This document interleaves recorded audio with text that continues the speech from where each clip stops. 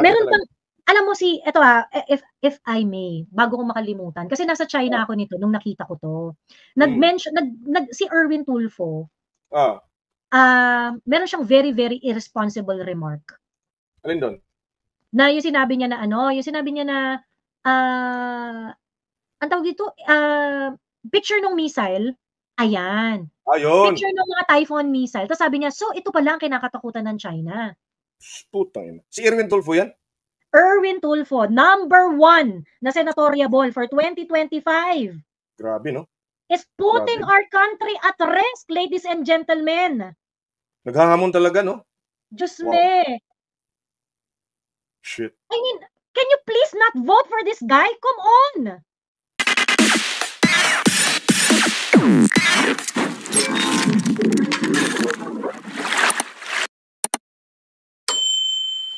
So anyway, ayan, para sa kaalaman nila, magkukuwento lang ako ng very, very light, no? Kasi, 'di ba naimbitahan nga ako sa peace commemoration ng International Day of Peace sa China. And, na-surprise ako kasi sa totoo lang nung una hindi ko pa masyadong akala ko hindi man siya gano'n kabongga. Bagkus ang bongga-bongga pala niya. So, natuwa naman, siyempre nakakatuwa na naging part ako nung event na yon, and I was able to meet a lot of delegation members na nag-participate dun sa event. So, actually yung peace conference para siyang pitch ng China sa mundo, gano'n, on how they do business. Ayan. So, kasi China yung China yung host. It is hosted by an NGO in China pagkatapos na sinuportahan ng International Department ng CPC. Ganon. So, kaya, ang keynote speaker doon ay yung Vice President ng China. Ayun, siya yung doon, keynote speaker doon. Ang bongga, 'di ba? Ang bongga. So parang talaga siya, pitch talaga siya ng China to the world, in which yung mga participants din from other country with good relationship kay China is also parang alam mo parang tinetestify nila yung kung bakit okay yung diskarte ng China, ganyan. Well, ang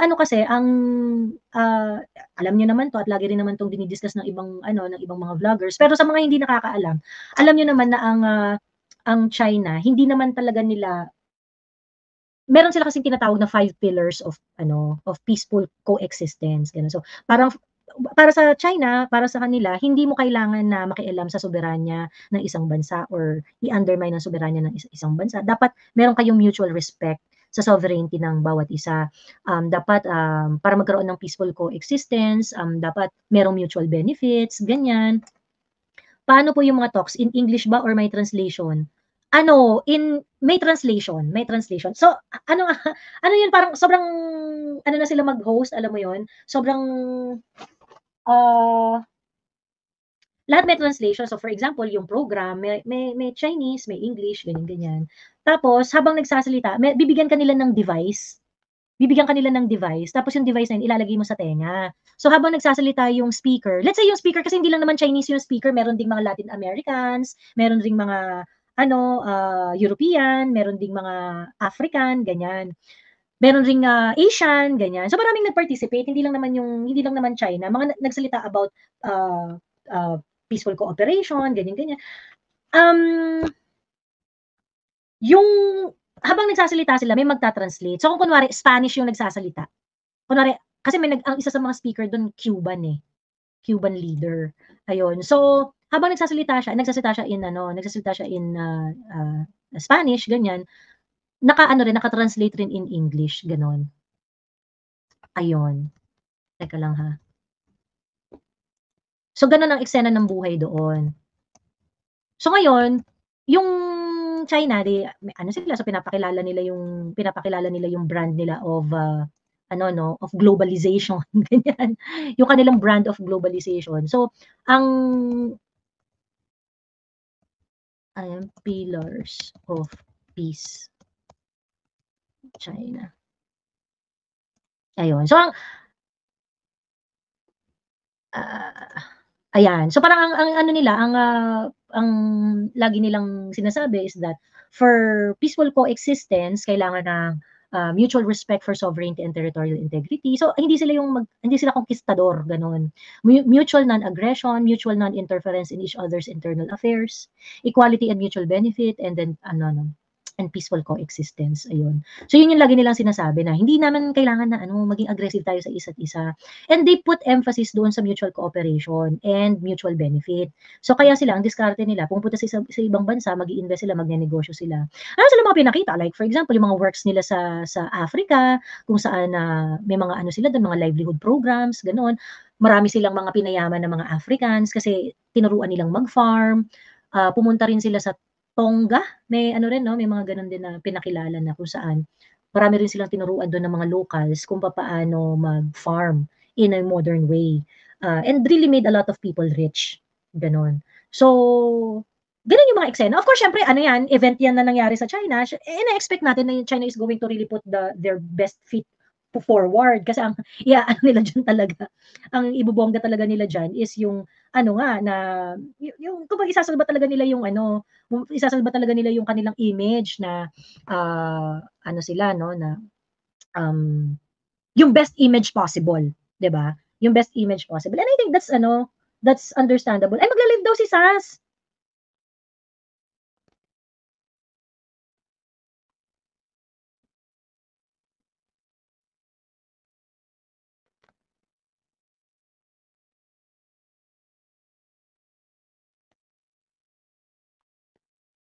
Teka lang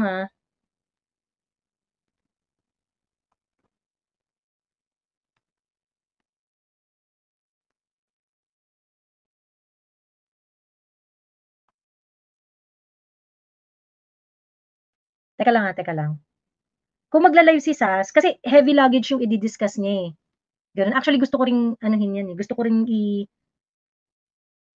heavy luggage daw mag-explain. I thought dito sa live mo mag-explain. Oo nga eh, parang gusto yata niyang i-live dun sa niya. Kasi yung For the Motherland niya, mas malaki yung reach nun eh. 'Di ba?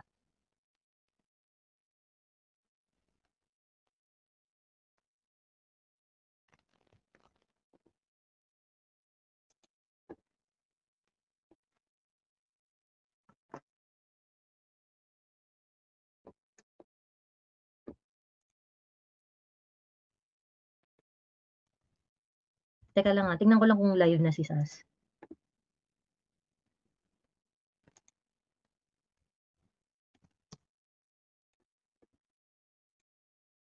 Di pa naman live.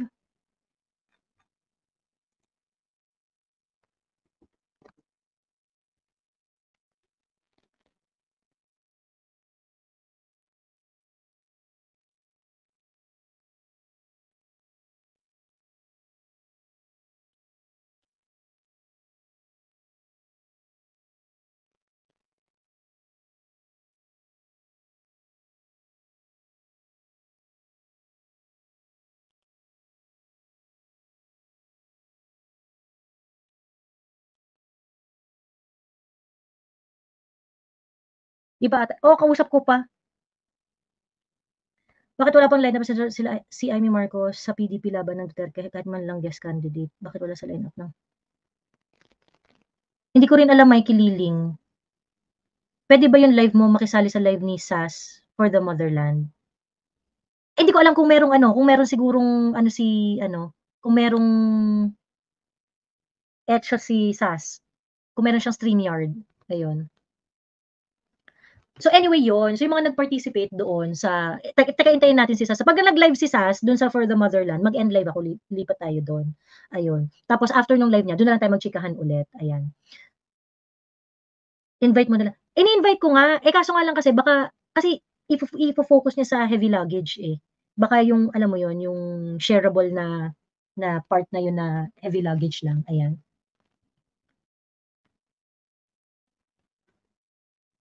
Gawa na lang si Sas party list yung name For the Motherland. Oo nga. Kasi syempre, alam mo mahirap mag-party list ha. Meron daw yan meron daw yan toll fee eh. Ganun. Ayun. Anyway, ang tawag dito, in-approve daw ni Tambalos. Hindi yung 2B, 733 lang yung in-approve niya. 733 lang. Huwag kayong malito. Ayun. So anyway, di yun na nga. So ganun yung naging situation, maraming mga nagsasalita, maraming mga nag-a-attest, like for example yung sabi nung Egypt na, kaya kami nag-agree na makipag-ano, makipag-cooperate kay China kasi sila lang yung nag-offer na kasi isa dun sa mga initiative nung China, yung global civilization, global culture, global initiatives, ganyan. Yung mga global kinembot nila, they really pay respect doon sa culture and people nung mga country na nakiki-deal sila. So parang ang isa sa mga naging deals nila sa Egypt is i-preserve yung mga, kasi 'di ba maraming mga artifacts diyan sa Egypt, gano'n. I-preserve yung mga gano'n sa kanila doon. May mga gano'n silang mga ano 'no, may mga gano'n silang mga part ng cooperation nila, gano'n. So yun, maraming mga echoes, ganyan-ganyan. So it was really a pitch for China to be understood. I think yun talaga yung ano dun, yun talaga yung, point nung peace conference na yun na for them, ito ang way para ma-maintain mo ang peace sa world. Kailangan gawin natin yung mga yun. So maraming bansa of course ang nag-a-agree at maraming bansa ang nakikiano dun sa whether we like it or not, sooner or later, China is going to be the leader of the world. Ayun, they are going to be the leader of the world. Simply because naka-ready na lahat yung kanilang fundamentals pagdating sa technology, pagdating sa food production, food security, ganyan. Naka-ready na sila for everything. So whether we like it or not, talagang magli-lead talaga sila. And, of course, siyempre because of that, nati-threaten yung US dun sa kanilang ano ang tawag dito, nati-threaten yung position nila as the hegemon, ganyan. So yun, aside from that, of course, in order to really make the event more meaningful para dun sa mga nagpa-participate,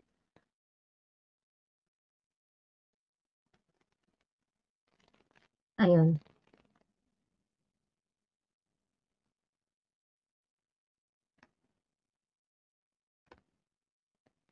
Taga sabihin niyo 'pag nag-live si Sas ha, kasi alam niyo sobrang ano, pagkas dun sa ano ni si Sas dun siya nag-live dun sa For the Motherland, mas maraming mare-reach kasi grabe yung engagement nung For the Motherland.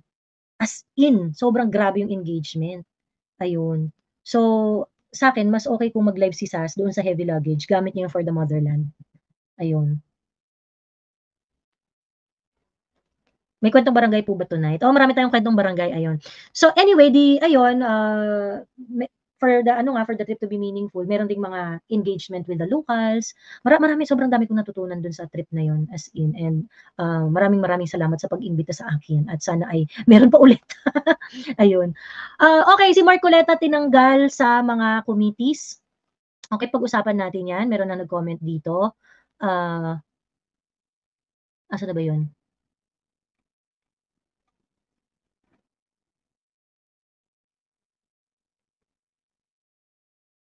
Sabi ni Miss Doc Girl, need 350k pesos para sa party list kung tatakbo for a party list. Naku po, hindi na po ganyan ang usapan niya. 350 barya lang po yan, Diyos me. Not true. Not true. Ayan.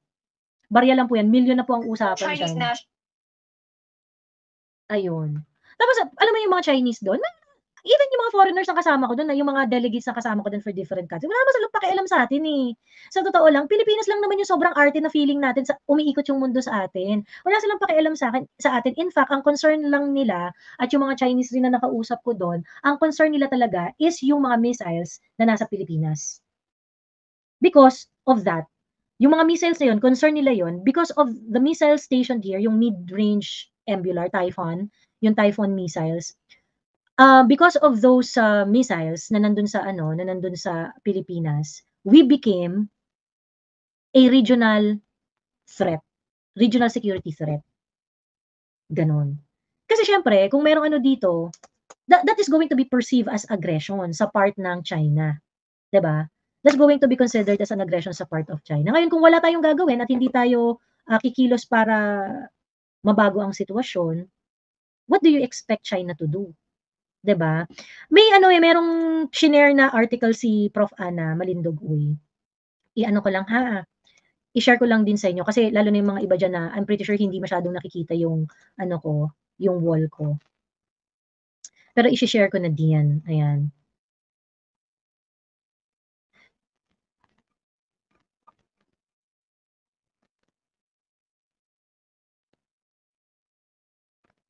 Ayan, ito. It's a coming from, well, ang pagka-shinare mo 'tong article na 'to, ang sasabihin, ang tawag dito, Russian owned, suspected daw na Russian owned itong Sputnik na itong paper na ito. So parang nag-ano sila, may warning 'pag i-she-share mo siya, may warning. Pero itong kinote ni Prof. Ana ng mga articles is coming from Sputnik, from Inquirer. Okay? At saka itong Reuters, ayan. Okay, kasi nag-publish na, kasi kung matatandaan ninyo, early this year, na-reveal na meron ng mga Typhoon mid-range missiles dito sa Pilipinas na naka-station. Okay?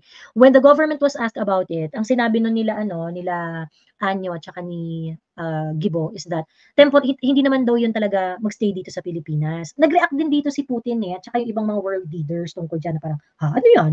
Bakit kayo may ganyan? Diba? And then they said na parang part lang ng exercise na gagawin, ganyan, but it is going to be removed after daw ng mga exercise na mangyayari. And so, i-remove daw nila by September. So ngayon, September na, di ba? September na. Hindi naman nila ni-remove. Ayan, hindi naman nila ni-remove. So ngayon, nagbigay na ng statement ang ito si Browner, sabi niya, gusto raw ng US na magstay yung mga missiles dito sa Philippines forever. Ayan, at ito rin ang sinabi ng National Security Council. Ayan. Yan rin na ang tawag dito na i-stay daw. Bakit i-stay ang mga missiles dito? Kasi yung mga missiles naman daw na yon ay yung mga missiles launcher daw, kasi meron daw tayong missiles launcher dito sa Pilipinas. Tapos bibili rin daw tayo ng mga missiles. So kayo mga missiles dito mag-sustain na lang. Yun, dami natin pera, no? Tangina. Parang walang inflation eh. Walang matinding inflation eh. Ayan. So yon, ang tawag dito,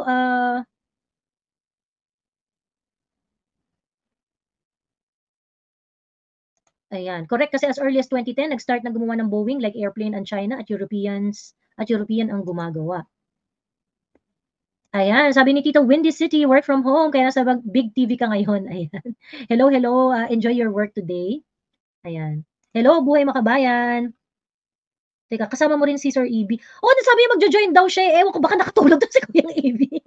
Ganyan. Pag-usapan rin natin yung si Kuyang EB mamaya, ha? Since wala siya dito, siya ang ating pulutan. Kasi ginugurgor ang kuyang mo. 'Di ba? Nag-usap kami kanina and yung napag-usapan nga natin yung panggugurgor sa kanya. Ayan. Ayun. So ngayon, di nandito na nga ina-explain nila na ganito. So parang why change of mind? The Chinese are expecting it according to some Chinese people that I talked to. They're actually expecting that the Americans will find a reason to put the missiles in the Philippines, to make the missiles in the Philippines stay. Ayan.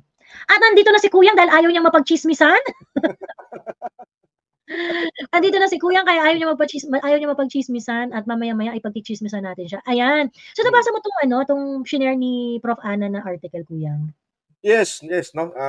Well, actually, it has gotten us worried na, no. I think ilang buwan na ba 'yon, no, nung kinall out nga tayo ni Mr. Putin. At mukhang talagang itong administrasyon na to. May remark pa nga si Gibo at si Anyo na they want the missiles to stay here forever eh. At si Gibo naman ang sabi, China should look at their own missile defense systems. Naghahamon talaga mga putangina, Joey. Grabe talaga. Meron pang, alam mo ito if I may, bago ko makalimutan, kasi nasa China ako nito nung nakita ko to. Nag-mention, si Erwin Tulfo, meron siyang very, very irresponsible remark. Alin doon? Na yung sinabi niya na ang tawag dito, picture ng missile, ayan. Ayun. Picture ng mga Typhoon missile. Tapos sabi niya, so ito pala ang kinakatakutan ng China. Putang ina. Si Erwin Tulfo yan? Erwin Tulfo, #1 na senatoriable for 2025. Grabe, no? Is putting our country at risk, ladies and gentlemen. Naghahamon talaga, no? Diyos me.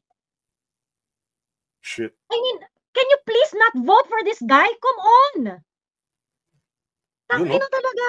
And then, after this, kasi this was parang posted by Erwin Tulfo nung kasalukuyan na nagbibigay ng statement yung mga sila Anyo, sila Gibo, sila Anyo, yung at saka si Browner. Well, ang sabi was hindi magsi-stay yung mga missiles dito, yung Typhoon mid-range missiles. Magstay sa Pilipinas. Sabi nila, kaya merong mga statement na nagsasabi na kaya raw magsi-stay kasi bibili naman daw tayo. What?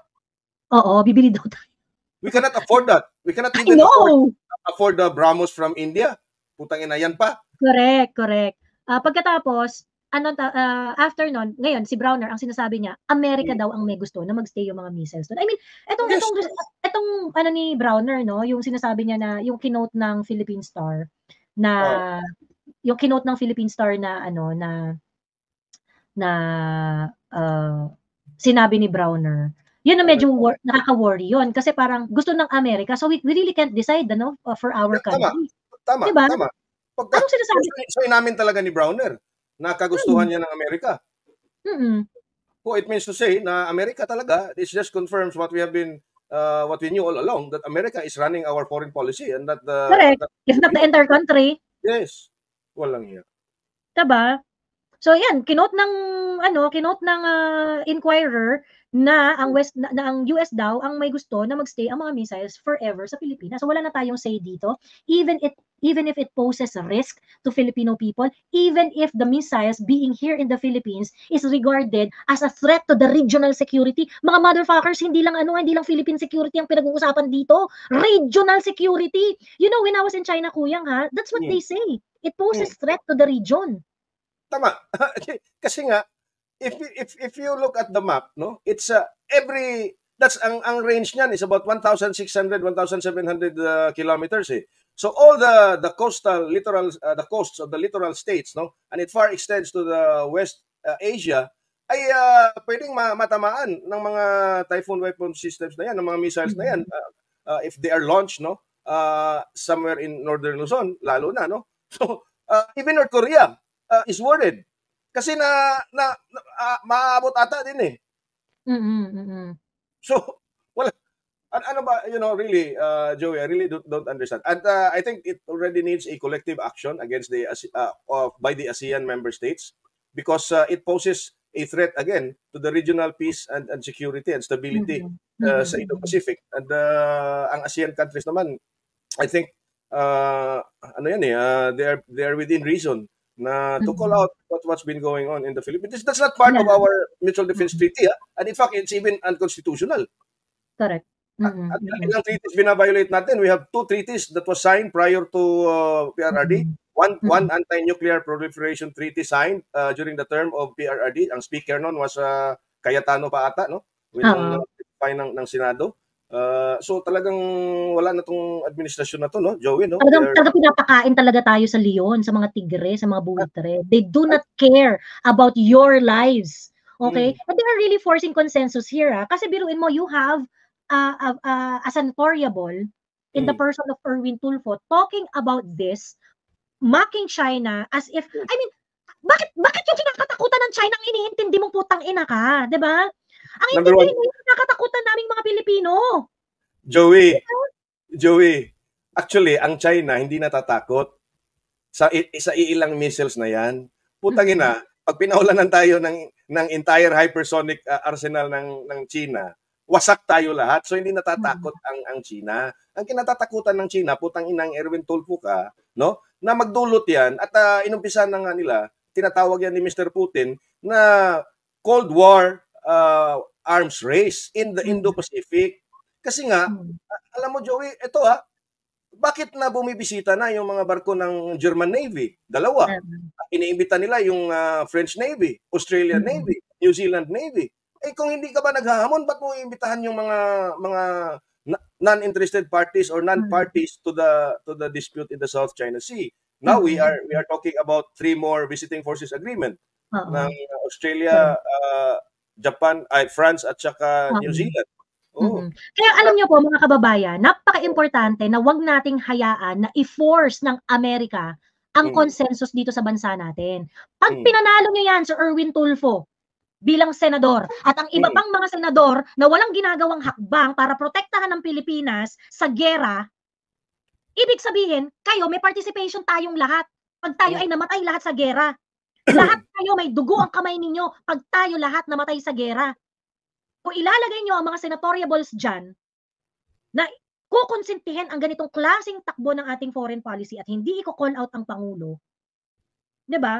Lahat kayo meron kayong mga dugo. I mean, sa totoo lang, yung mga kaibigan ninyo na gusto nilang iboto kay Tulfo, yan ang sabihin ninyo. Si Tulfo gusto niya magkagera. He's playing to the gullibility of the Filipino audience eh. Yung bang mahilig sa Ang Probinsyano, mahilig sa Black Rider, mahilig kay Lito Lapid, yung mga hero-hero pa bida-bida, putang ina. If you are running for a senator, that's a very irresponsible statement. Okay lang yung kung vlogger ka or kung ano ka dyan, content creator ka, you are about to be elected and decide on the next foreign policy decision of your country, which is now at the center of a looming Indo-Pacific heated competition between two superpowers, China and the US, at wala tayong pakialam diyan sa kanila. At dito nila gagawin ang giyera na 'yan. Wow. Grabe. Grabe, no? Ngayon, sobrang nakakadiri. Let us not forget na nag-issue na ng statement in July ang China. At ito ang stand ng China diyan. Sabi nila, ito yung kanilang foreign ministry na si Mr. Wang Yi. Ayan, Chinese Foreign Ministry Wang Yi informed his Philippine counterpart at the ASEAN Foreign Ministers meeting held in Vietnam that the U.S. deployment of mid-range missiles in the Philippines would create regional tensions and confrontation, leading to an arms race. Wang Yi pointed out that such situation is not in the interest of the Filipino people. He also noted that if the Philippines fails to fulfill its obligations to de-escalate the tension in the South China Sea, Beijing will take decisive response measures. Yun. So anong potential na decisive response ng Beijing? Anong gagawin ni Erwin Tulfo dyan? Pag nag-take ng decisive measures ang China, Erwin Tulfo, anong gagawin mo? Halimbawa, Joey, ng isang decisive action ng China, they already have a militarized base in Zamora Reef, no? Or Subi Reef ba yun? Or saan ba yun? Basta meron na. What if nag-deploy ng similar capability missiles ang China dyan? Or about 200 nautical miles. Just 200 nautical miles from us. That even a short-range missile systems na 300 kilometers lang ang range, ay mapupulbos na tayo.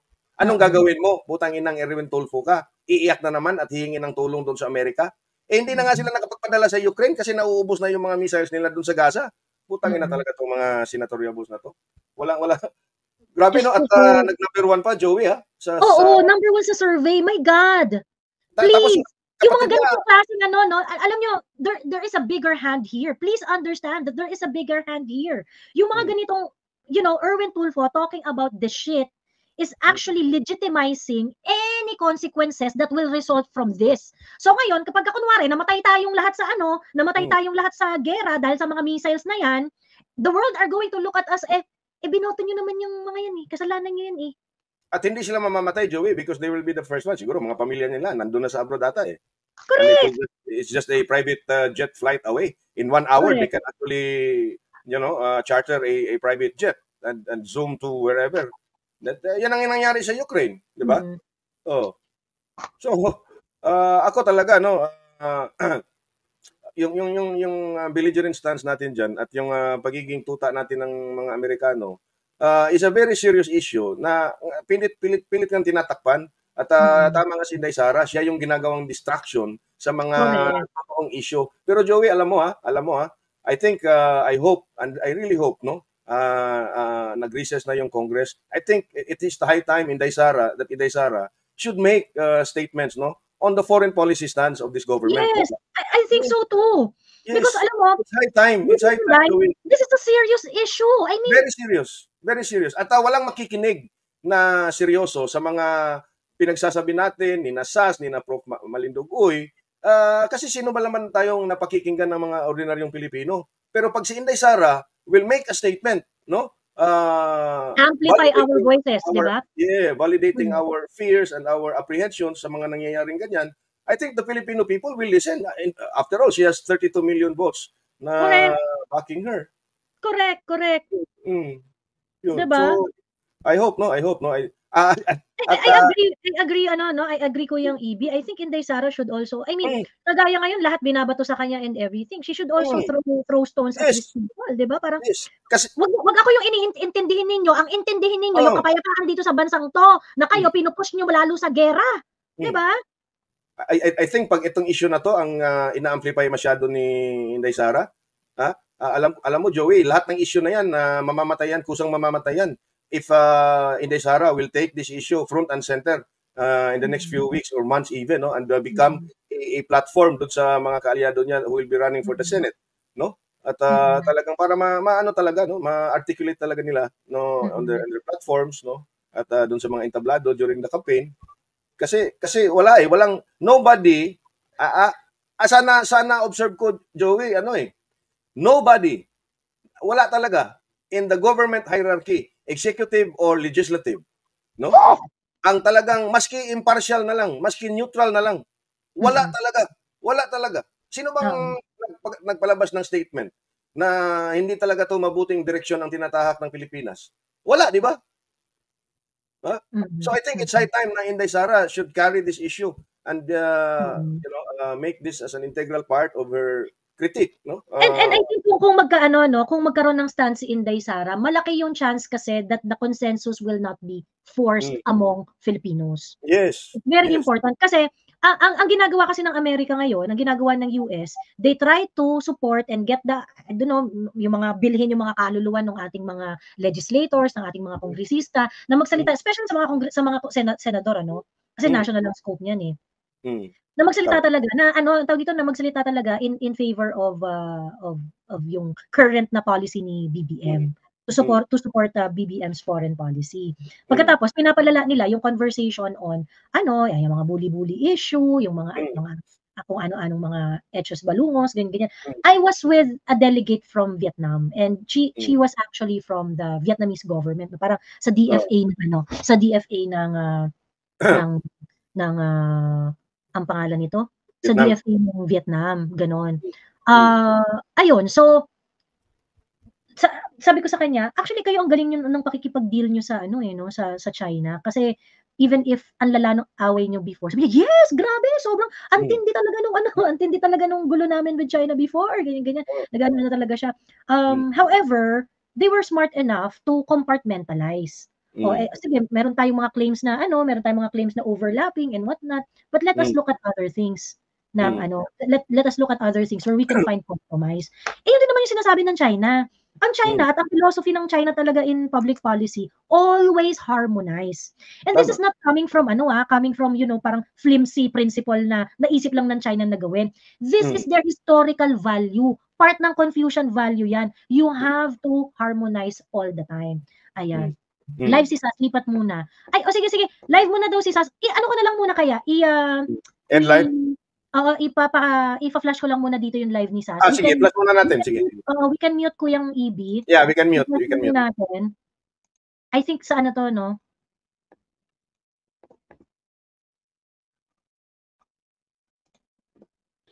May mga asan pa ba kayo yan? I-share nyo na. Click share. Ayan. Okay? Para po maliwanagan ng lahat tungkol sa issue na ito. Hihimayin po natin isa-isa ang issue ng bribery. Bribery issue ni House Speaker Martin Romualdez sa Okada. Okay. Naintindihan nyo? Ito po yung tinaguriang heavy luggage issue. Ayan. Hello sa mga taxpayers sa Cavite. Hello po sa mga taxpayers na mga OFWs na nasa Taiwan, mga taxpayers na nasa Pampanga. Okay, i-share nyo na po ito para po hindi po tayo magkalimutan at masalimuot po ang storya na ito. Hello po sa mga Pilipinong nasa Paris, Shanghai, China at sa Quezon City. Ayan, i-share nyo na po ngayon, i-click nyo na po ang share at ito po ay pag-usapan ninyo pong inyong pamilya, pag-usapan niyo po inyong mga kainuman, kaopisina, kabarkada. Share, guys. At isa lamang po ang dapat maging tema ng inyong pag-uusap. Ito ba'y katanggap-tanggap sa inyo bilang isang Pilipino? Yan dapat ang magiging tema ng inyong pag-uusap ng inyong kainuman, kapamilya, kabarkada, at kaopisina, at iba pang mga katrabaho. So, i-click nyo na po ang share ngayon. Hello po sa mga nasa Cairo, Egypt, mga nasa Singapore, mga nasa Del Mundo, na mga nasa Israel, mga nasa Pasay. Ayan, hello sa mga nasa Turkey. Ayan, Eastern Samar, hello. I-share niyo na po ito at kailangan niyo po itong pag-usapan sa inyong hapagkainan, sa inyong inuman, sa inyong opisina, sa inyong chismisan. Live stream ko na lang din ata to, Joey. Isa lang ako, Joey. Live stream ay hindi chismis, sige, kuya, kundi isang fact. Ito more po ay isang katotohanang ayaw pag-usapan ng mainstream media. Hello po sa mga taga Cebu, Bulacan, Sweden, Bucharest, Hong Kong, Antipolo, Cebu at Davao City. I-click nyo na po ang share para po tayo ay hindi magkalimutan later on. Ayan, hello po sa mga nasa Athens, Greece, sa mga nasa Doha, Qatar, hello! At mga nasa Italy. Ayan. At of course, ang mga nasa Kingdom of Saudi Arabia, nandyan din po sila, gising na gising. Ang mga taga-Tagig, taga-Connecticut, United States, gising na gising din. Ang mga nasa Santa Rosa, Laguna, mga nasa Kuwait, at mga nasa Norway, at mga nasa Subo. Ayan. I-share niyo na po ito ngayon at huwag niyo pong kakalimutan na ituloy niyo po ang discussion sa inyong inuman, hapagkainan, opisina, at iba't iba pang mga talakayan na pwede ninyong gawin sa inyo, mga taong nakapaligid sa inyo. At isa lamang ang tema ng inyong pag-uusap, tama ba ito? Katanggap-tanggap ba ito sa inyo bilang Pilipino? At ito po ay dapat bang tularan ng inyong mga anak? Hello sa mga nasa Kuwait, mga nasa Maldives, nasa Saudi Arabia, nasa Bulacan, nasa Germany, nasa Netherlands, nasa Winnipeg, Canada, nasa United Kingdom, of course, ang mga nasa Japan. Speaking of Japan, ako relevant ito sa Japan, at nasa Portugal, at mga nasa Makati, at nasa Montreal. Ayan. Okay, sisimulan na po natin. Okay? Sisimulan na po natin ang talakayan ng Okada bribery issue. Hello sa mga nasa Hong Kong, paano ko ba makakalimutan mga nasa Hong Kong at Glendale, California, at of course, mga nasa Rome, Italy, at Australia. Click share nyo na po ngayon. Click share. Okay, pag-uusapan na po natin ang Okada bribery issue ni Martin Romualdez na ayaw talakayin ng mainstream media. Kayo na po ang bahalang magdesisyon kung bakit ayaw itong talakayin ng mainstream media. Pero dahil wala po tayong takot, ito po yung ating tatalakayin ngayon. Ano ba itong bribery issue ni Martin Romualdez? Okay. Ang bribery issue po na ito ay ating nahalungkat sa kasong sa pagtutuos ng 26 Capital. Ang 26 Capital po ay isa po itong kumpanya sa Estados Unidos or United States. Okay? Ngayon, merong pagtutuos. Okay? Court case ang 26 Capital laban sa Tiger Resort Leisure and Entertainment Incorporated. Okay? Sa mga hindi po nakakaalam kung ano po ang Tiger Resort Leisure and Entertainment Incorporated, ang Tiger Resort Leisure and Entertainment Incorporated po ay under ng Universal Entertainment at sila po ang may-ari ng nagpapatakbo ng Okada Manila. Okay, nagkakaintindihan po tayong lahat. Okay? Yung mga vlogger po sa YouTube na gustong i-reblog ang aking content ngayon, you are free to do so. Okay, you are free to do so. Okay. So, i-share nyo lang po muna ito, yung mga kakadating pa lang. Nagkakaintindihan ba tayo? Okay, ulitin natin ha, para malinaw. Ang bribery issue ni House Speaker Martin Romualdez ay lumabas dahil sa kasong isinampan ng 26 Capital, isang kumpanya sa United States, laban sa Tiger Resort Leisure and Entertainment Incorporated. Ang Tiger Resort Leisure and Entertainment Incorporated ay under ng Universal Entertainment na may-ari ng Okada Manila. Okay. Following? Okay. Click share po yung mga kararating pa lang. Click share. Ngayon, okay, ito yung kaso, no? Isinampa ito ng 26 Capital. Ang 26 Capital ay isang American company. Isinampa niya to sa US. Ito ay isinampa niya sa Court of Chancery of the State of Delaware. Ang Delaware po ay isang state sa United States. Kakaintindihan ba tayo? Okay. Ngayon, get pen and paper. Okay? Lahat, kumuha na kayo ng papel at pen, pencil, whatever, or sa cellphone ninyo. Isulat ninyo ito. C.A.number.2023-0128-JTL. Dahil yan po ang reference ng kaso na ito sa Court of Chancery of the State of Delaware. Yang may naka-box na nakalagay sa loob ng pulang box. Isulat nyo na yan, screenshot nyo, para mamaya ma-google nyo at mabasa nyo ito. Ito po ay mababasa ninyo ang buong kaso, pati ang kasong isinampa ng 26 Capital. Okay. Are you following me, guys? Okay, sabihin nyo lang sa akin kung hindi nyo maintindihan, dahil tatagalugin ko ang lahat at ito ipapaliwanag ko sa isang payak na pag-e-explika para ang bawat isang Pilipino, mapamasa man, mapa-elitista man, mapa-intellectual man o mapatambay ay maintindihan ito ng buong buo. Kaya i-share nyo na ito. Okay. Ngayon, ano ang gusto ng 26 Capital na isang American company mula sa Tiger Resort Leisure and Entertainment Incorporated sa isinampan nitong kaso sa Court of Chancery State of Delaware? Ang gusto ng 26 Capital ay ang tinatawag na specific performance of closing the Special Purpose Acquisition Company o tinatawag na SCAP sa pagitan ng 26 Capital at ng Tiger. Okay. Ang storya po kasi niyan, ang 26 Capital at ang Tiger dapat ay magkakaroon ng merger. Okay? Yan lamang ang pinakamadali nating pag-usapan. Medyo complicated ito, pero itanong nyo po ito sa may alam po sa corporate law sa United States kung anong ibig sabihin ng SPAC or kahit sinong mga abogado na kakilala nyo para ito ay mas lalo nyo maintindihan. Pero yan po ang pinakapayak na ating explanation right now. Ngayon, marahil ay nagtatanong ang karamihan sa inyo, hindi ba? Ang tanong ninyo ngayon, lahat, siguro ito ay logical na tanong, ano kinalaman dito ni House Speaker Martin Romualdez? Malaman ng bawat isang Pilipino dahil ito ay isang isyong pinagtatakpan ng bawat isang congressman, bawat isang senador, at bawat isang mainstream media. So ito ang tanong, anong kinalaman dito ni House Speaker Martin Romualdez? Siyempre, di ba? Anong kinalaman niya dyan? Hindi ba? Ito po kasi ang kinalaman, bakit na dawit dito si Martin Romualdez. Sa kasong isinampa ng 26 Capital laban sa Tiger, sa Court of Chancery ng State of Delaware, ang isa sa accusation ng 26 Capital laban sa Tiger ay ang bribery kay Martin Romualdez para impluwensyahan ang Philippine Supreme Court para ma-regain uli ng Tiger or ng Universal ang kontrol ng Okada Manila. Okay? Yan storya ng labanan ng kontrol ng Okada Manila. I-google nyo na lang yan dahil yan ay laban ng matandang Okada, ng Okada family. Okay?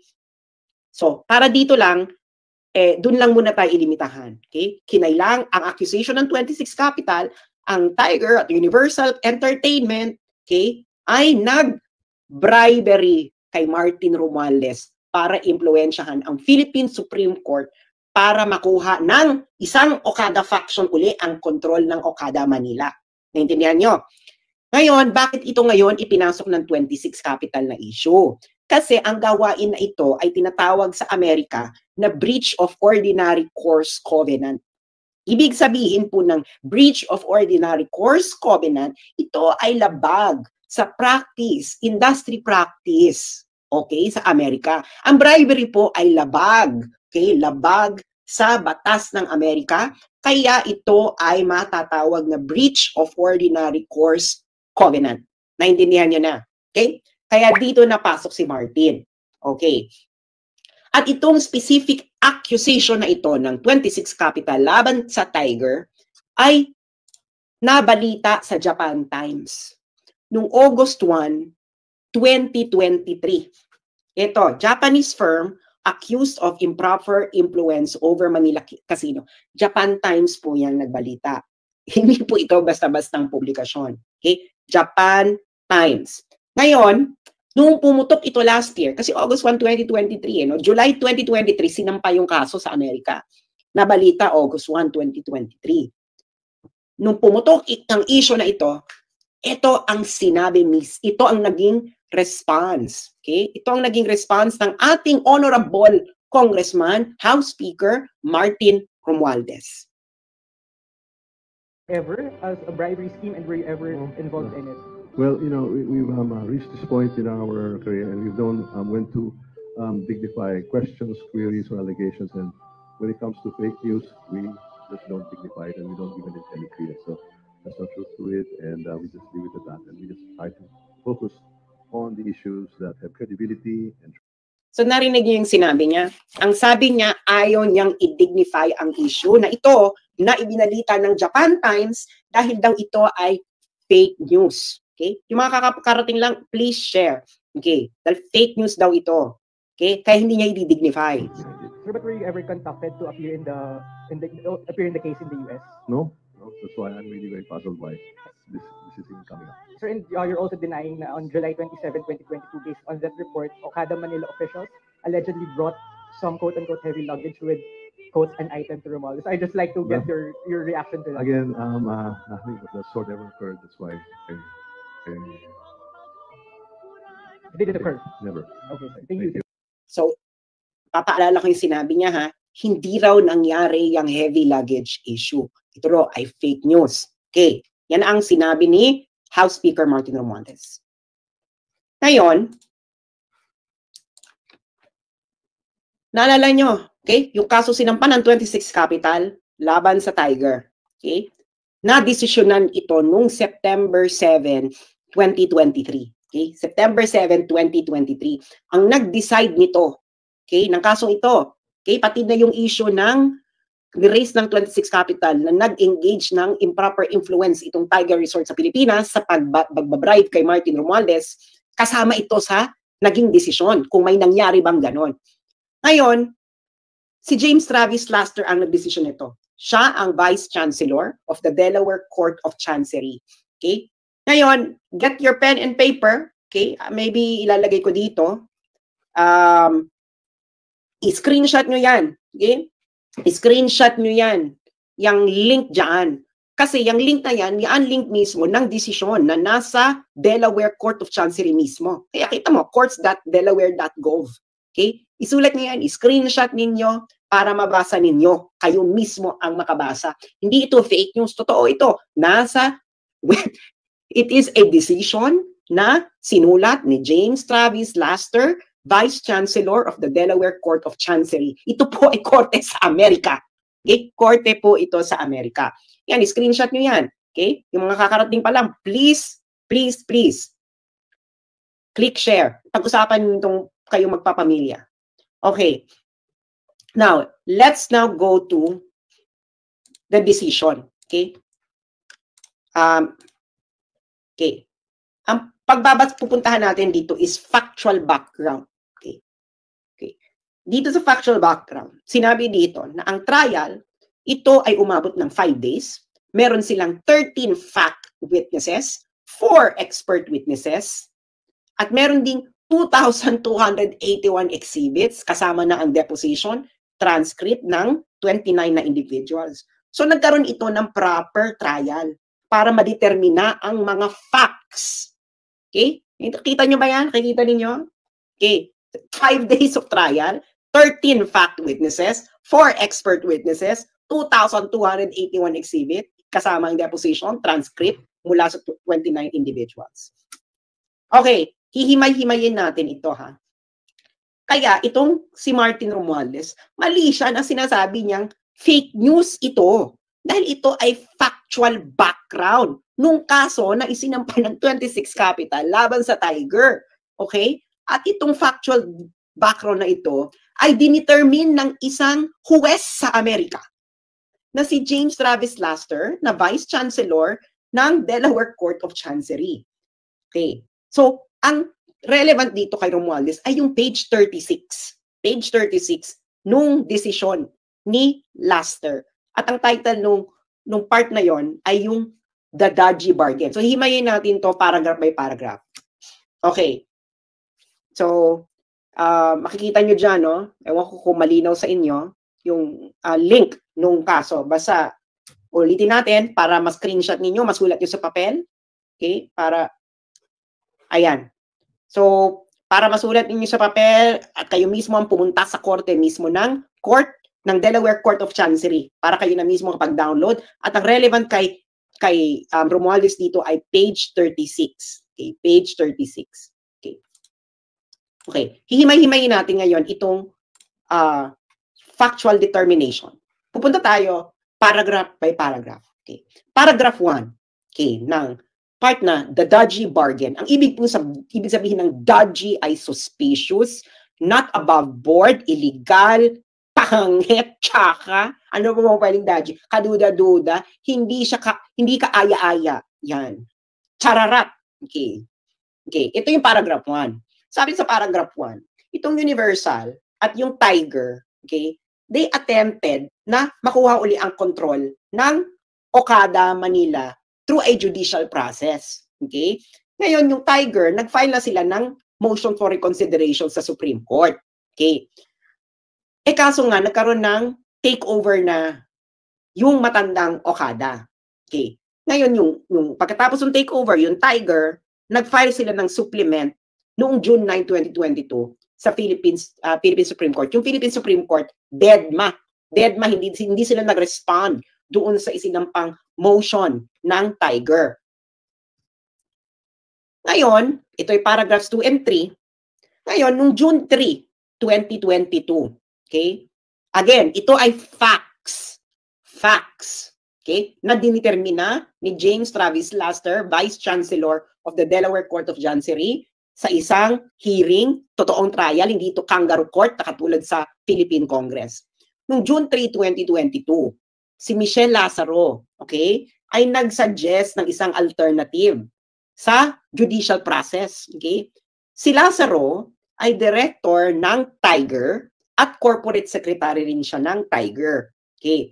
Yung isang director din ng Tiger na si James Lorenzana, kasabwat ni Lazaro, ay pareho daw nasa elite circles ng Pilipinas. Ngayon, itong si Lazaro, si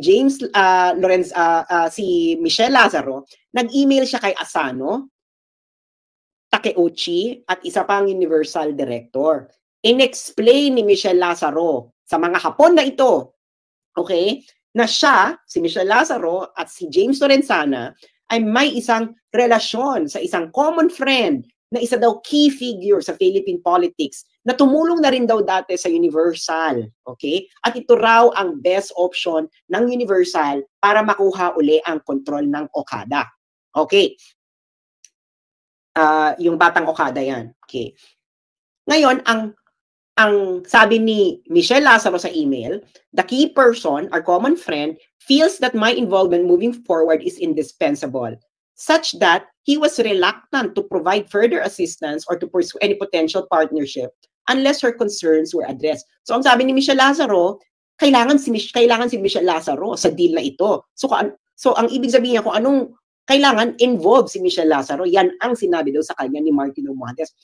Anong evidence ang nakuha nila dito? Yung email mismo ni Michelle Lazaro. Okay? Kasi sa Amerika po, meron pong tinatawag na discovery proceedings. Okay? Ibig sabihin ng discovery proceedings, lahat ng evidence na kailangan mo sa kalaban mo ay pwede mo makuha, emails, text, etc. Kaya nakita nyo yung ni Amber Heard saka ni Johnny Depp, may discovery proceedings yun. Kaya nga, di ba, ang daming evidences na alam nila pareho. Kasi yun, saka may nakita pa, di ba, may mga lumabas pa mga text messages si Johnny Depp, si Amber Heard, ayun ay nakuha through discovery proceedings. Okay.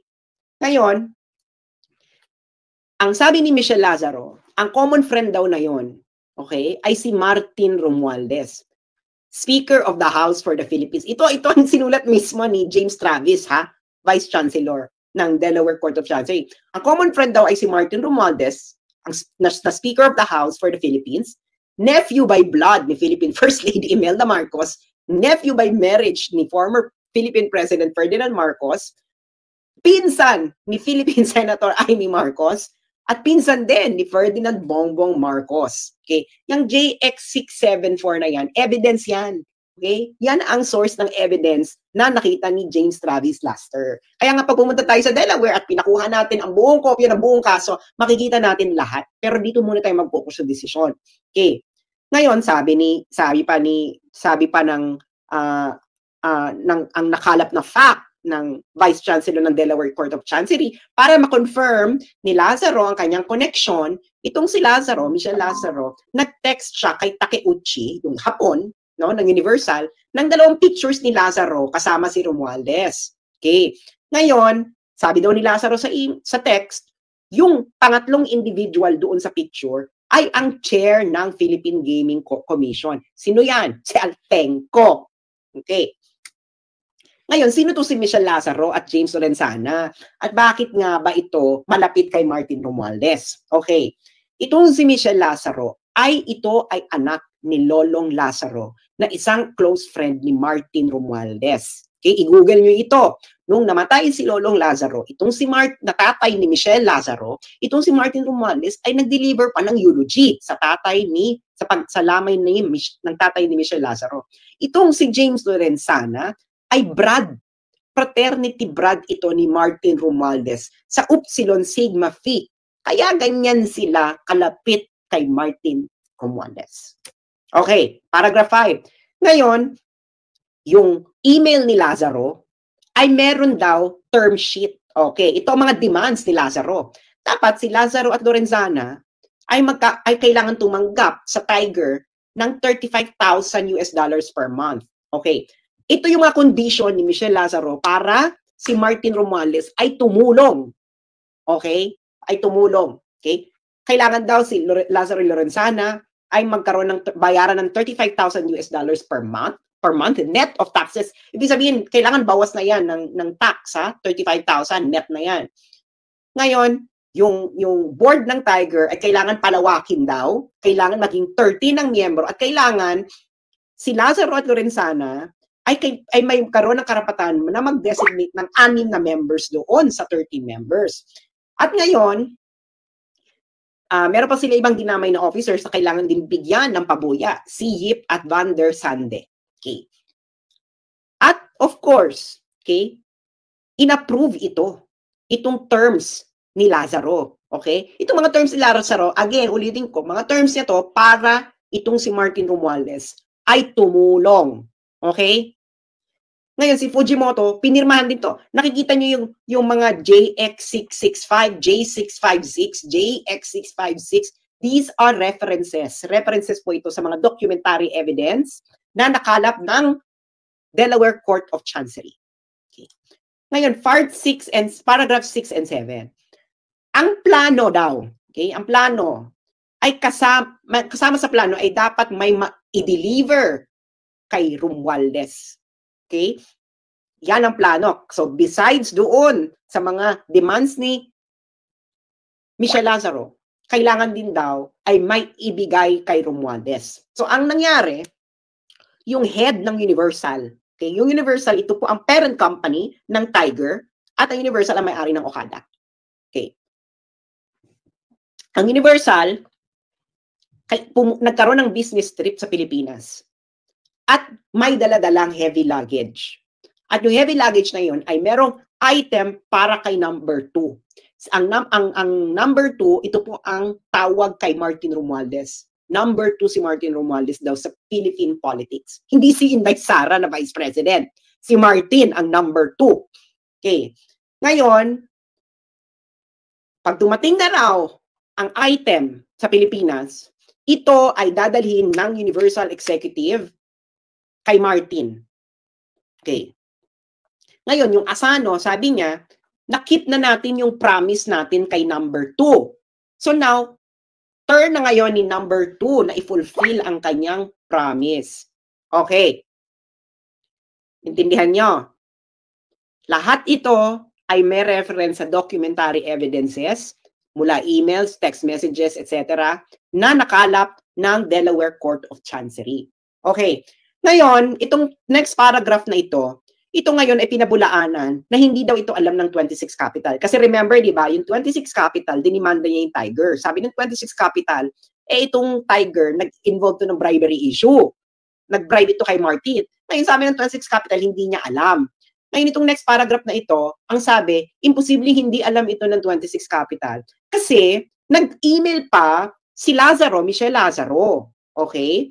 At yung nag-text pa sila doon sa may-ari ng 26 Capital na si Ader. At yung text, itong sinasabi, Universal Entertainment has enlisted significant political support from a very high level of the Philippine government with compensation of the arrangement, all tied to taking back control of this casino.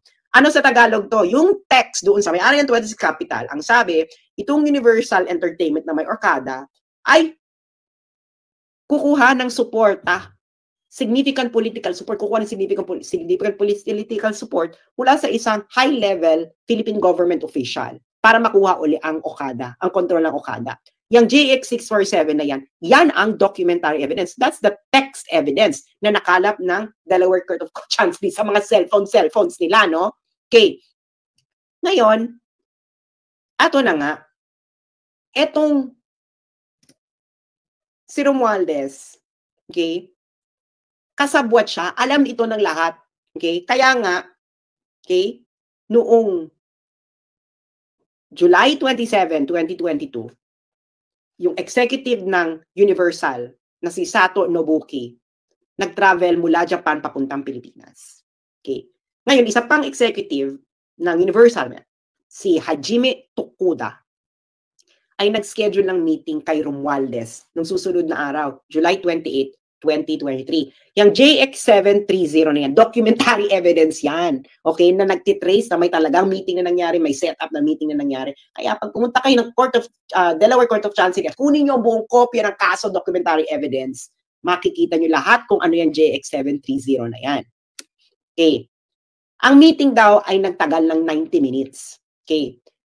At ito pa, si Romualdez, before siya pumunta ng meeting, nanggaling pa daw ito sa pag-i-inspect ng earthquake disaster area sa Luzon.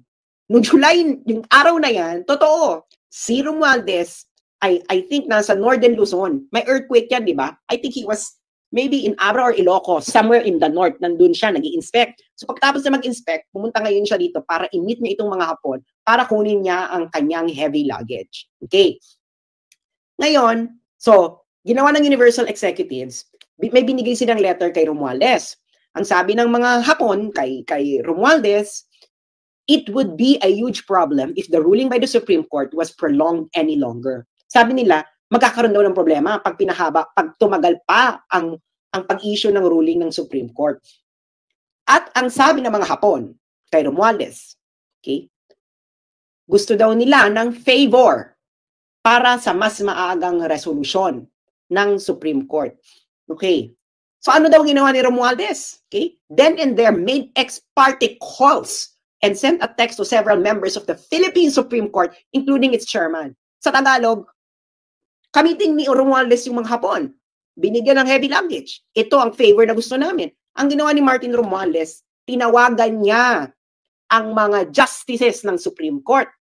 Pati na raw ang chairman. So sino ba ang Supreme Court Justice ng panahon na yan, July 2022? Magsalita ka dahil factual determination to ng Korte sa Amerika.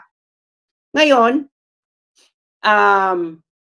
sabi ng Universal Executives, yung pressure daw na ginagawa ni number 2 must be working. Okay? Ngayon, ine-expect nila yung intervention ni Romualdez mag-i-end ng takeover ng matandang Okada. Okay? So, in-execute nila yung merger with 26 Capital, etc. Hindi na ito importante dahil hindi ito kasama si Martin sa issue ng merger. Okay. Sabi ni James Travis Laster, no one addressed the legality of this type of arrangement in the Philippines. Kasi illegal to sa Amerika. Okay? Naintindihan niyo yung sinabi ng judge sa Amerika? Walang nag-address kung ito ba ay legal sa Pilipinas. Malamang illegal sa Pilipinas, hindi ba? Pero itong si Lazaro at Lorenzana, nakabarkada ni Martin Romualdez, ay nag-broker ng dodgy bargain. Ibig sabihin ng dodgy bargain, illegal na bargain. Okay? Na kung saan, in-offer nila sa Tiger, sa may-ari ng Okada, na mag-i-intervene si Martin Romualdez. Basta si Lazaro at Lorenzana ay bibigyan ng increased control ng Tiger, bibabayaran ng 35,000 per month, magkakaroon ng maipapasok silang mga tao sa Tiger Corporation, at ang pinakahuli ay dapat may ibigay kay Romualdez. Uulitin ko, ito ay factual determination na ginawa ni James Travis Laster, Vice Chancellor of the Delaware Court of Chancery. Ngayon, eto na ang maganda. Noong trial daw, ito paragraph 13, noong trial daw, itong Universal, yung mga Hapon, okay? iniiwas nila na bribery yung ginawa nila, na yung heavy luggage ay bribery kay Martin Romualdez. Okay. Sabi ng mga Hapon, ng mga witnesses, yung heavy luggage daw ay mga dokumento lamang daw ang laman. Ito daw ay document ng mga court cases. At kailangan daw itong dalhin by hand, okay? Kasi wala daw printer. Wala daw printer ang Tiger. Okay? Kasi yung Tiger, nung nasipa sila sa Okada, ng matandang Okada, nawalan na raw sila ng printer. Kaya kailangan daw, i-print daw ng mga Hapon sa Japan ang kopya ng mga kaso at i-deliver sa loob ng luggage. Anong sabi ni James Travis Laster sa palusot na ito ng mga Hapon na witnesses? Anong sabi ni James Travis Laster? Ayan, inilagay ko sa pulang box. The testimony was not credible. Sabi niya, hindi credible na ang testimony ninyo na ang heavy luggage ay hindi bribery. Yun ang ibig sabihin nun. Bakit? Sabi ng judge. Una, sabi ng judge ni James Travis Laster, ang mga lawyers ninyo may printer. So bakit kailangan nyo mag-print sa Japan? Number one. Second reason ng judge, ang Philippine law naman, pinipermit ang electronic versions ng mga kaso. So bakit kailangan nila i-print, di ba? Pwede naman ang electronic version sa under Philippine law. Pangatlo, nag-file na raw ang Universal ng mga documents, okay, para sa lawsuit. So bakit pa kailangan nyo mag-print? Ika-apat, ngayon, bakit ang senior executive ng Universal ang kailangan magdala ng mga printed documents papunta dito kay Romualdez? Meron naman kayong courier. Ikalima, sabi ng judge, yung mga emails ninyo sa Universal, ang sabi ninyo, yung dala-dala ninyo ay item. Ito ay napaka-weird na word para sa documents. Actually, yung mga emails daw Universal, punong-puno daw ito ng mga codes katulad ng heavy luggage. Si Martin Romualdez ang tawag number 2. Okay?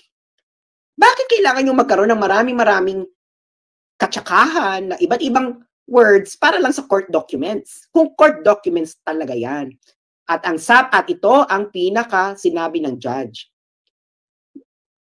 Noong minute ng Universal Executives, ng mga Hapon, si Romualdez, ipinakita nila nga ang letters ng 26 Capital at isa pang kumpanya tungkol sa deal.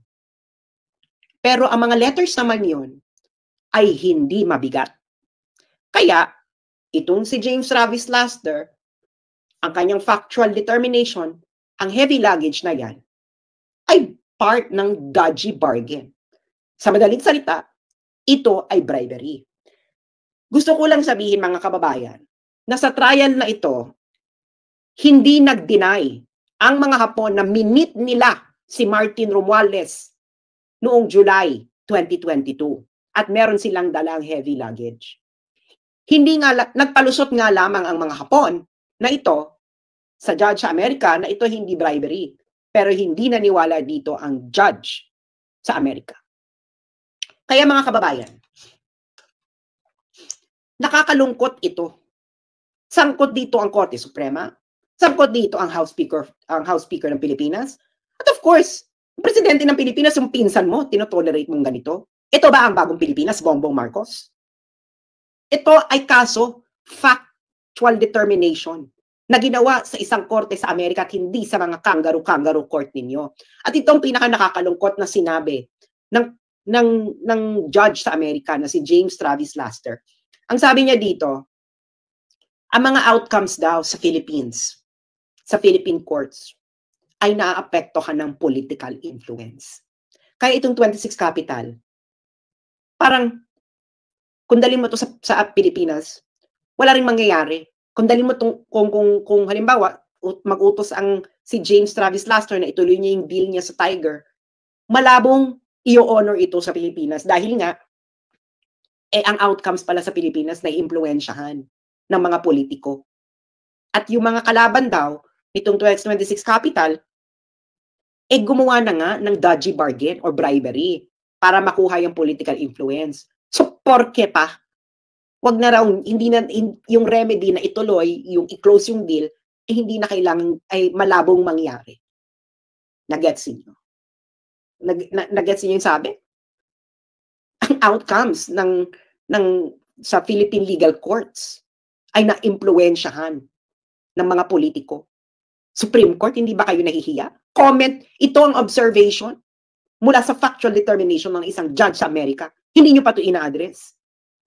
Pinag-uusapan na ito ng mga sikat na abogado, mga law firms sa Amerika dahil nga napaka-bizarre daw ng mga facts dito. Lalo na itong involvement na ito ni number 2, ni House Speaker Martin Romualdez. So ang tanong ko mga kababayan, sino ngayon ang fake news sa bribery issue? Ang laway ni Romualdez o ang factual determination ni James Travis Laster na Vice Chancellor of the Delaware Court of Chancery? Sino? Sino ang fake news? Si Martin o yung judge sa Amerika? Ngayon, mga kababayan, bakit sa tingin nyo ayaw itong pag-usapan ng mainstream media? Bakit yung mga senador na malilinis sa katulad ni Risa Ontiveros ayaw itong pag-usapan? Bakit si Trillanes ayaw itong pag-usapan? Bakit ayaw nila itong pag-usapan? Isa itong fact na na-establish sa isang kaso sa Amerika. Ayan, nakikita nyo dyan ang link. I-screenshot ninyo, puntahan nyo yan sa Google, i-search ninyo yung link, puntahan nyo yan, i-type nyo sa search bar. Yan, i-screenshot nyo yan, pumunta kayo ng page 36 ng decision para mabasa ninyo ang ating diniscuss ngayong gabi dito. So, mga kababayan, please lang, pag-usapan ninyo ito. Ito ba ay tama? Kakaumpisa mo pa lang ni Martin Romualdez umupo. Ang ginawa niya na ginamit niya ang kanyang pwesto para siya ay magpayaman. This is plunder. Kakaumpisa mo pala, Martin Romualdez, nag-commit ka na ng plunder. July, my God, hindi pa umiinit yung titi mo dyan sa Kongreso, ginamit mo na yung posisyon mo para sa corruption. Ang sama ng ugali mo. Tang-ina ninyong mga Marcoses at Romualdez. Ang dapat sa inyo ay dapat gawin sa inyo ng mga Pilipino ang hindi nila nagawa nung EDSA 1. Wala na sanang Hawaii na mangyari. Kung papalarin ang mga Pilipino na maglakas sila ng loob para masipa uli kayong mga magnanakaw na mga Marcoses at Romualdez. Napaka-corrupt ninyo. Tang-ina. Ayan na, puntahan nyo yan. I-screenshot nyo yung link na yan, i-search ninyo yan, puntahan nyo yung page 36. Tanungin ninyo mga sarili ninyo, bakit tahimik ang Catholic Church tungkol dito? Bakit tahimik ang mga elite na schools, Ateneo, UST, Lasal? Kasabwat na ba kayo ng mga pagnanakaw ng mga Marcos at Romualdez? Mga mainstream media, ba't tahimik kayo? Fact ito eh. Determined by a US judge. Na nagkaroon ng trial, nagkaroon ng evidence, ng mga documentary evidences. Ayun lang po, maraming salamat mga kababayan. At sana, screenshot niyo yan, basahin niyo yan, page 30, pag-usapan niyo ito, i-share niyo itong video na ito, puntahan niyo yung desisyon na yan sa korte mismo ng Delaware. Maraming salamat po at magandang gabi.